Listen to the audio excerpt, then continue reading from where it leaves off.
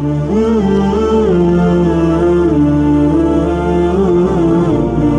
اللہ الرحمن الرحیم نحمدہ و نصلی علی رسولہ الکریم۔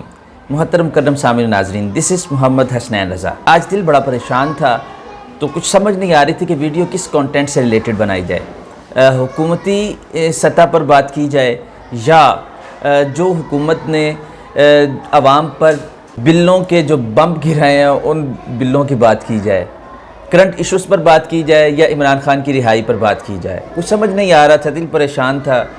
تو پھر میں نے کہا کہ میرے کہنے سے تو گورنمنٹ نے عمران خان کو رہا کرنا نہیں ہے، میرے کہنے سے تو گورنمنٹ نے کوئی بلوں میں کمی کرنی نہیں ہے، تو کیوں نہ میں وہ کروں کہ جس سے میرے دل کو سکون پہنچے۔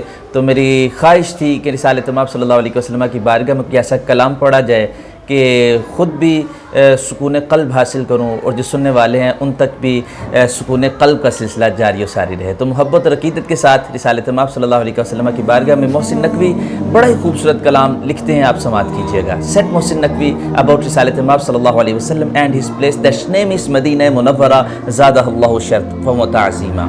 سیٹ محسن نقوی، الہام کی رم جھم کہیں بخشش کی گھٹا ہے، الہام کی رم جھم کہیں بخشش کی گھٹا ہے، اور یہ دل کا نگر ہے کہ مدینے کی فضا ہے، اور سانسوں میں مہکتی ہے مناجات کی کلیاں، کلیوں کے کٹوروں پہ تیرا نام لکھا ہے، آیات کی جھرمٹ پہ تیرے نام کی مسند، آیات کی جھرمٹ پہ تیرے نام کی مسند، لفظوں کی انگوٹھی پہ نگینہ سا جڑا ہے، اور قرآن قسم کھائی ہے اس شہر اما کی جس شہر کی گلیوں نے تجھے ورد کیا ہے۔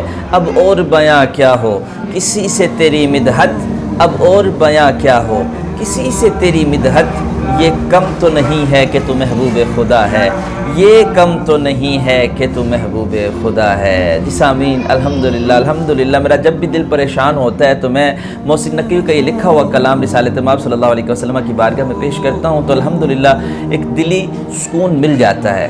تو اگر آپ مینٹلی طور پر اگر آپ کو یہ کلام سننے کے بعد 50% بھی پریشانی آپ کی کم ہوئی ہے تو یہ سکون قلب کا سلسلہ یہیں پر ختم نہیں کرنا، اپنے دوستوں تک اس پیغام کو ضرور شیئر کیجیے گا۔ اسی کے ساتھ اپنے میزبان محمد حسنین رضا کو اجازت دیجیے گا۔ اللہ حافظ۔